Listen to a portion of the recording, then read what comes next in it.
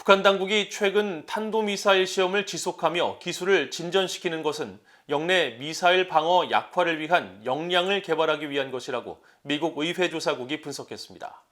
또 북한의 무기 시험이 점점 더 큰 성공을 거두고 있는 것과 관련해서는 북한의 영내 핵 억지 전략의 신뢰도를 강화하기 위해 설계된 패턴으로 진단했습니다. 이조은 기자가 보도합니다. 미국 의회조사국이 약 1년 만에 북한의 핵무기와 미사일 프로그램 보고서를 갱신해 13일 공개했습니다. 의회조사국은 보고서에서 최근 탄도미사일 시험과 열병식은 북한이 영내 탄도미사일 방어를 피하기 위해 설계된 핵 전투 능력을 계속 구축하고 있음을 드러낸다고 분석했습니다. 북한 탄도미사일 시험 프로그램의 최근 진전은 요격미사일 체계인 패트리엇과 이지스함의 탄도미사일 방어, 고고도 미사일 방어 체계 사드와 같은 영내 배치된 미사일 방어의 효과를 격파하거나 약화하기 위한 역량 개발을 겨냥하고 있는 것으로 보인다는 겁니다. 의회조사국은 이어 북한 잠수함 발사 탄도미사일 SLBM의 진전 문제를 짚었습니다. SLBM은 사드의 레이더 범위에서 벗어난 해상 위치에서 공격을 개시함으로써 지상 기반 사드 미사일 방어에 대응하기 위한 노력을 드러낸 것이라는 분석입니다.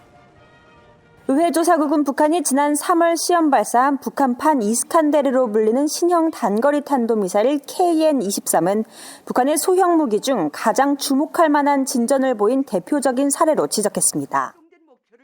2019년 5월 두 발의 KN-23 미사일 시험은 무기가 전통적인 탄도미사일보다 지상에 훨씬 가깝게 날아가는 이례적인 비행 경로를 보였고 목표물에 최종 접근할 때 속도와 목표물에 대한 공격 각도를 높임으로써 지상 기반 요격 파괴력을 무너뜨리기 위한 의도의 풀업 기동을 실시했다는 겁니다. 그러면서 이런 KN-23은 재래식 탑재물이나 핵이 탑재돼 한반도 어느 위치든 타격할 수 있으며 발사가 신속한 고체 추진제를 사용한다고 강조했습니다. 의회조사국은 북한의 단거리 탄도미사일과 중거리 탄도미사일, 정밀유도 다중발사 로켓 시스템, 그리고 대포가 다른 국가들의 가장 심각한 단기 위협이 되고 있다고 지적했습니다.